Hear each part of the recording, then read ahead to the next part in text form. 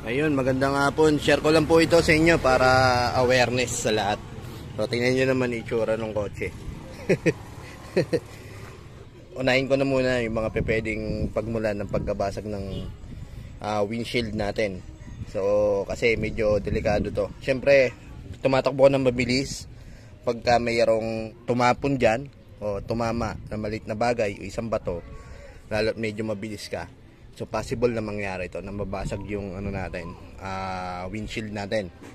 So ikalawa, so kalumaan ng sasakyan. So ito 1991 model to. So possible na bigla na lang mag-crack siya o bigla na lang mabasag. So hindi naman lahat ng old school na sasakyan ay ganyan. So anong nangyari rito sa akin, ang swertehan lang. Hindi ko naman sinasabi na lahat ng old school o matatandang sasakyan ay pwede nang mabasag. So may mga ganito talaga na pangyayari na may tsansa. Kumbaga swertihan na lang talaga pag natapat. Kagaya sa akin, naswertihan ako nito, natapat. So ikatlo, sobrang init. Ito yung nakita kong posibleng nangyari kasi ang kwento nito,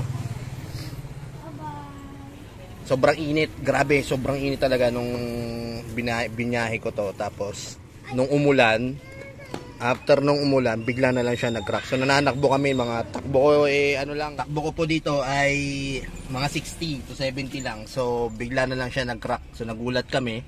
May narinig na lang kami rito na isang tunog na tak. Tapos bigla na lang ganyan. Segundo lang. Isang segundo lang. After nung tunog na yon, bigla na naggagano. So napakaswerte namin kasi hindi kaagad siya nabasag. Kumbaga hindi tumilapon sa mukha namin kasi kung halimbawa, imagine mo na naandakbo ka, nabasag diyan, pumunta sa mukha mo yan. So medyo alanganin ng buhay natin o makadisgrasya natin yung mata natin. So sobrang lakas ng ulan, ginilid ko muna to sa NLEX. So after ko magilid to sa NLEX, yung Miyerkules Santo po ito nangyari.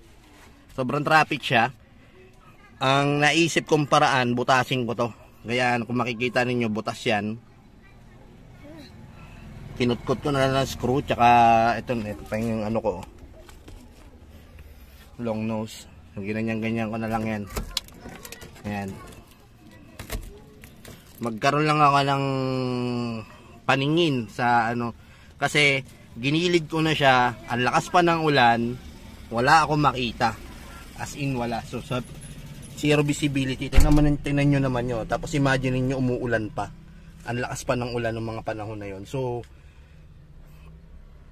no choice ako kundi basagin ko to. Para at least kahit pa paano meron nakita. Tapos dahan-dahan na lang ako hanggang sa maiuwi ko siya. So naiuwi ko naman siya rito sa Bulacan. Ngayon, safe naman. Yung medyo mabagal na nga lang talaga ako dahil ito iniiwasan ko yung bubog. Ngayon yung maliliit na yan, imagine yung mapapasok sa mata natin yan. Kaya delikado. Sa mga gipitang bagay, kailangan natin gumawa ng paraan para makasurvive lang o makauwi lang tayo.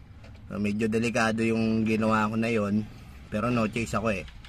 So ganito mga sir, anumang oras po kahit bago sakyan ninyo, pagka tinamaan talaga ng disgrasya, aksidente, kagaya niyan sa tumatakbo ka ha, yung unang sinabi ko na pag may tumamang bato dyan, possible basag yan.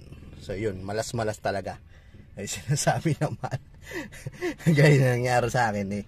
Ang sarap na eh, may sounds pa kami, napatugtog pa, bigla na lang gano'n, tok, crack na, ganyan. So ayun, siguro ito papapalitan ko na rin tong likod na to. Ayan.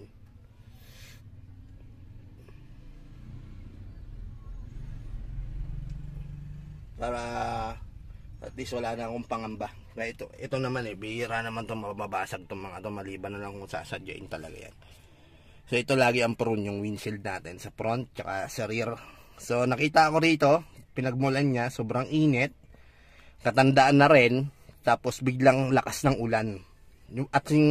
Ang init tapos biglang sobrang lakas ng ulan. So doon siya tingin ko bumigay kasi wala naman tamang bato eh. Wala, binaybay ko palabas, wala naman siyang bakat na tinamaan kasi makikita mo naman yung mahalata mo naman. So ganito pa pwede nating gawin kung sakali na mangyari sa inyo, na wag naman sana kagaya ng ginawa ko. Hindi ako nataranta, kumbaga andyan na yan eh. Pag-crack ko ng ganyan, sabi ko patay. Yun lang, tapos naghanap na ako ng paraan para makaagilid sa gilid. Ang masama niyan, walang available na windshield. Lalagyan ko na muna to ng plastic cover. O bumili na ako ng plastic cover para maibiyahe ko siya ng Cavite, baka doon mayroong available na mga windshield. Mag-iingat po tayong lahat. Wala nang may gusto nitong aksidente na to, kagaya nito, walang may gusto niyan. Kaya hindi excuse. Kahit mekaniko ko, pwede kang tapuan ng kamalasan talaga.